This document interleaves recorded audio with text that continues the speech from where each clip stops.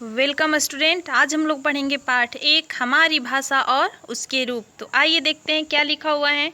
सबसे पहले देखिए, लिखा हुआ है कि नीचे दिए गए चित्र को ध्यानपूर्वक पर देखिए, पढ़िए और समझिए। तो हम लोग चित्र को देखेंगे ध्यानपूर्वक। देखिए, आज बहुत गर्मी है। ये दादाजी कह रहे हैं आज बहुत गर्मी है। यहाँ पे कौआ काँव काँव कर रहा है। यहाँ पे दो औरतें आपस में बात कर रही हैं कि आज हवा भी नहीं चल रही है। कुत्ता भौं भौं कर रहा है। ठीक है, अब देखिए नीचे क्या लिखा हुआ है कि बच्चों, इस चित्र में राधा और सरिता आपस में बातचीत कर अपने विचारों को बोलकर और सुनकर समझ रही हैं। दादाजी अखबार पढ़कर दूसरे के विचारों को समझ रहे हैं। माली इशारा कर बच्चों को फूल न तोड़ने को कह रहा है। यह सब भाषा है। पर पेड़ पर बैठा कौआ काँव काँव कर रहा है और पेड़ के नीचे खड़ा कुत्ता भौं भौं कर रहा है।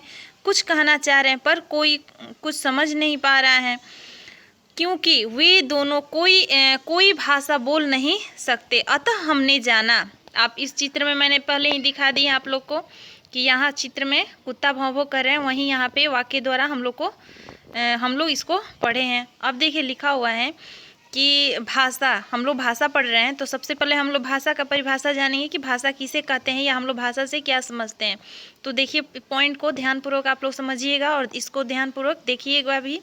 अपने मन के भावों को दूसरे तक पहुंचाना और दूसरों के भावों को समझना ही भाषा है। एक बार और मैं पढ़ देती हूँ आप लोग को समझने के लिए। अपने मन के भावों को दूसरे तक पहुंचाना और दूसरों के भावों को समझना ही भाषा है। अब देखिए नेक्स्ट पॉइंट, भाषा के 3 रूप हैं, मौखिक भाषा, लिखित भाषा और सांकेतिक भाषा। सबसे पहले हम लोग देखेंगे ओरल लैंग्वेज यानी मौखिक भाषा। पापा फोन पर बोलकर अपनी बात मम्मी को बता रहे हैं, मम्मी सुनकर समझ रही, अतः बोलना सुनना भाषा का मौखिक रूप है।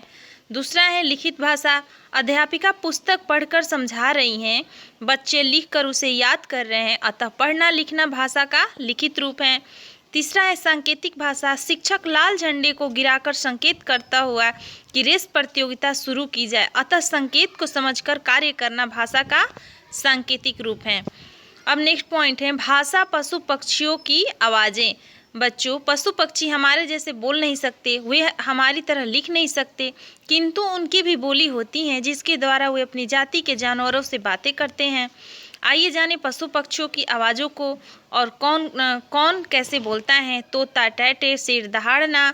देखिए सबका चित्र दिया हुआ है, चित्र के बगल में लिखा हुआ है जिसे मैं पढ़ रही हूँ। कबूतर गुटरगू, कुत्ता भौंकना, कौआ काँव काँव, हाथी चिघाड़ना, मुर्गा कुकड़ूकू, बिल्ली म्याऊं म्याऊं, चिड़िया चींची, गाय रम भाना। अब देखिए कोयल कुकना, मेढक टर्राना, मोर मेऊ मेऊ, गधा रेंगना, बकरी मिमियाना, मक्खी भिन भिनाना, भौरा गुंजारना, घोड़ा हिनहिनाना। वस्तुओं की आवाज़ें, साउंड ऑफ ऑब्जेक्ट्स। अब देखिए यहाँ नेक्स्ट पॉइंट है वस्तुओं की आवाज़ें। दांतों का किटकिटाना, सींकों का खनखनाना, बादलों का गरजना, हवा का सनसनाना, पंखों का फड़फड़ाना, जूतों का चरमराना, रेलगाड़ियों का धड़धड़ाना, पानियों का गिरना, टप टप पानी गिरता है ना, जैसे नल वगैरह का पानी का गिरना, टप टप, पत्तों का सरसराना, जैसे हवा वगैरह चलता है तो पत्ता सरसराता है, वहीं दिया हुआ है।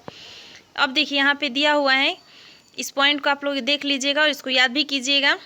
भारत एक विशाल देश है, ध्यान से सुनिएगा आप लोग। भारत एक विशाल देश है, यहाँ अनेक राज्य हैं, विभिन्न राज्यों में विभिन्न भाषाएं बोली जाती हैं, जैसे पंजाब में पंजाबी, गुजरात में गुजराती, बंगाल में बंगला आदि। मैं एक बार और पढ़ देती हूँ आप लोग को समझने के लिए। भारत एक विशाल देश है, भारत एक विशाल देश है, यहाँ अनेक राज्य हैं, विभिन्न राज्यों में विभिन्न भाषाएं बोली जाती हैं, जैसे पंजाब में पंजाबी, गुजरात में गुजराती और बंगाल में बंगला आदि। धन्यवाद।